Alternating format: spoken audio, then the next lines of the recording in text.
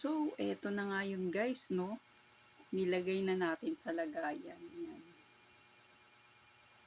Nilagay na natin sa lagayan ng ating na-bake. At itatabi na natin kasi gabi na.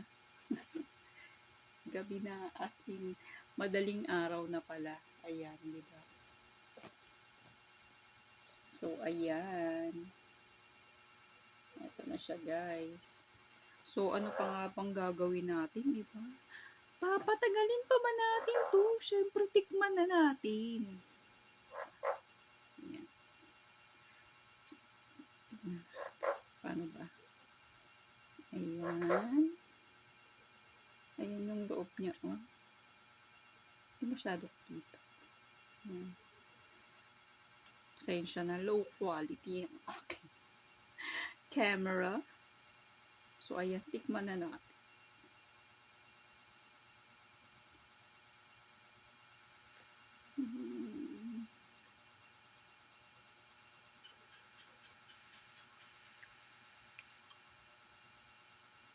Ba't ganun? Ba't ganon?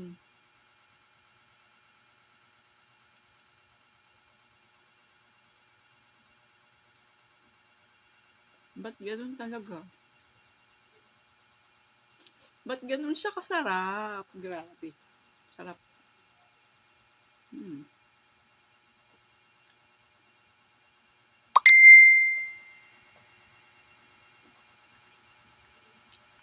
Sarap nito, grabe.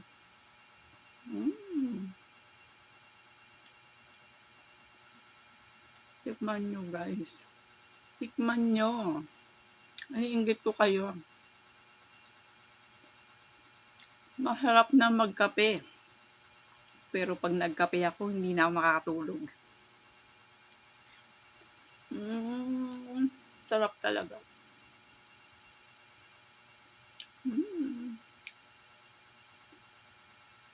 Ang sarap.